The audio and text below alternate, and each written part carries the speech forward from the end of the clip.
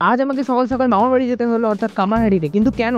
তো সকাল 6:30 নাগাদ আমি চলে গিয়েছিলাম বাংলা পড়তে থেকে বেরিয়ে আমি এখন যাচ্ছি বাড়ির দিকে। তো বাড়িতে গিয়ে আমি রেডি হয়ে এখন বেরিয়ে পড়েছি স্টেশনের দিকে, কারণ বাপি টিকিট কেটে স্টেশনে দাঁড়িয়ে আছে আর ট্রেন ছাড়তেও বেশি বাকি নেই। সকাল থেকে কিছু না খাওয়ার কারণে শরীরটা একদমই অসুস্থ হয়ে গিয়েছিল আমার, এবং তার ফলে বমিও হয়ে গিয়েছিল। তাই স্টেশন থেকে একটা চিকেন ক্রস ট্রেনের পর খেতে খেতে আমি এগিয়ে গেলাম পরবর্তী ট্রেনের উদ্দেশ্যে। তো ইনস্ট্যান্ট রানাঘাট লোকাল পাওয়ার পর আমরা রানাঘাট লোকালে উঠে পৌঁছে গেলাম আগরপাড়াতে। তো এখন আমাদের যেতে হবে অটোতে করে বিডি রোড, এবং বিডি রোড থেকে নেমে যেতে হবে হেঁটে হেঁটে, অথবা রিক্সা যে কোনোভাবে যাওয়া যেতে পারে। তো বিডি রোড থেকে মিষ্টি কিনে আর কিছু ফল টল কিনে আমরা চলে গেলাম মামার বাড়িতে। লাদেন দাস, শাহরুখ দাস আছে, ভাবি তাদের সাথে গল্প করছে আর আমি এক কোণে মাথা যন্ত্রণা নিয়ে বসে আছি। টানা 2 ঘন্টা ঘুমানোর পর আমি বেরিয়ে পড়েছি দাদুর বাড়ি যাওয়ার জন্য।